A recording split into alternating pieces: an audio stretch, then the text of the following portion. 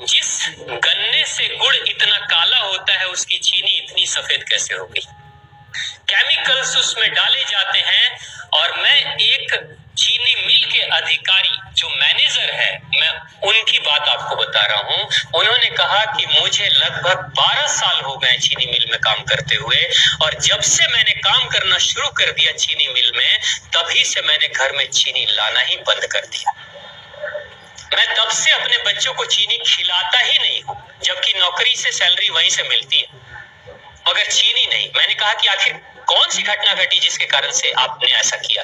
तो उन्होंने बताया एक छोटी सी घटना कि चीनी मिल में जो ये पानी निकलता है ना, चीनी के बनने के बाद उस प्रोसेसिंग में जो पानी निकलता है, उस पानी में वो सारा केमिकल भी मिक्स रहता है, और उस पानी को चीनी मिल वाले लोग अक्सर एक टंकी में जमा करके रखते हैं।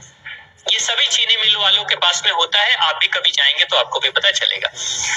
वो टंकी में वो पानी रखा जाता है, लेकिन रोज रोज प्रोसेसिंग हो रहा है, रोज चीनी बन रही है, रोज बहुत सारा पानी आ रहा है, तो आखिर कब तक एक टंकी की क्षमता है ना, कितने दिनों तक वो टंकी खाली रहेगी? भर जाती है, भरेगी तो फिर क्या करेंगे? खाली करना है। तो क्या किया था चीनी मिल के लोगों ने? सोचा कि छोड़ो ना, अब कहाँ जाएंगे उसको फेंकने के लिए कहीं दूर, क्योंकि अब उतनी बड़ी टंकी जिसमें हजारों गैलन पानी है, उसके लिए ट्रांसपोर्ट में कितना खर्च आएगा, तो बेहतर होगा रात के अंधेरे में कहीं खेत में डाल देते हैं। क्योंकि जनरली फैक्ट्रियां तो होती हैं ऐसे ही वीराने में, तो कहीं डाल देते किसी खेत में, क्या पता चलेगा पानी है कि चीनी मिल का पानी है क्या है। तो ये सोचकर मैनेजमेंट वाले लोगों ने रात में ही उस पानी को खेतों में छुड़वा दिया, और नतीजा ये हुआ कि उस खेत की सारी फसल जल गई, मिट्टी बंजर हो गई। और जब किसान पता करने लगा कि आखिर क्या हुआ मेरे खेत में, जब चेकअप कराया वो मिट्टी का, तो पता चला कि इसमें तो चीनी मिल का जो वेस्ट मटेरियल है वो डाला गया है। तब उसको खबर मिली कि हाँ, किसी स्टाफ ने बताया कि हाँ, हमारे चीनी मिल से ही पानी डाला गया था आपके खेत में, और पूरी मिट्टी बंजर हो गई। उसने केस कर दिया और चीनी मिल वाले को मुआवजा देना पड़ा लाखों रुपए। तभी से वो स्टाफ कहते हैं कि जो मिट्टी को बंजर कर दे वो इंसान के शरीर में जाए तो क्या करेगी। उसी के बाद से मैंने अपने घर में चीनी लाना बंद कर दिया।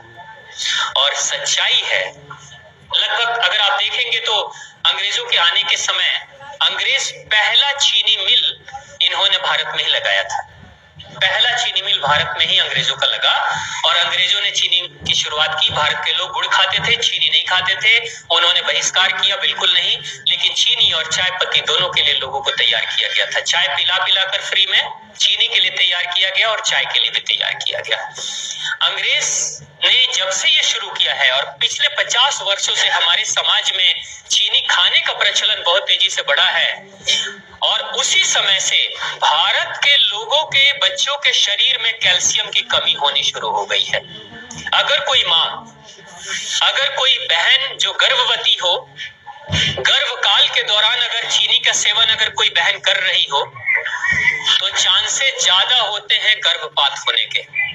कोई माँ अगर बच्चे के जन्म से पहले 1 साल पहले से ही चीनी छोड़ दे और सामान्य भोजन करे, अपना ही दूध बच्चे को पिलाए, और कम से कम 5 साल तक बच्चे को चीनी ना खिलाए, खुद को चीनी ना खिलाए, उस बच्चे को कभी भी ऑस्टियोपोरोसिस की समस्या नहीं हो सकती। कैल्शियम की कमी उसके शरीर में कभी नहीं होगी। चीनी जब जाती है आपके शरीर में, तो बाहर जब निकलती है तो अकेले नहीं निकलती, कैल्शियम लेकर निकलती है। चीनी कैल्शियम लेकर निकलती है, हड्डियों को गलाकर निकलती है। और जिसके शरीर में कैल्शियम की कमी हो जाती है, उसके शरीर में मैग्नीशियम, पोटेशियम, आयरन सबकी कमी हो जाती है। कैल्शियम वो तत्व है कि जिसके शरीर में कम हो जाए, सारे तत्व कम हो जाएंगे, और कैल्शियम की कीमत पे चीनी हम खाते हैं। भारत, पाकिस्तान, बांग्लादेश, नेपाल, ऐसे कुछ देशों के अलावा दुनिया के बहुत सारे ऐसे राष्ट्र हैं जहां चीनी का इस्तेमाल ही नहीं होता। आज भी चीनी खाते नहीं, बहुत सारे देश नहीं खाते बिल्कुल। आप गुड़ खाया करिए, वो ज्यादा बेहतर है, चीनी को छोड़िए।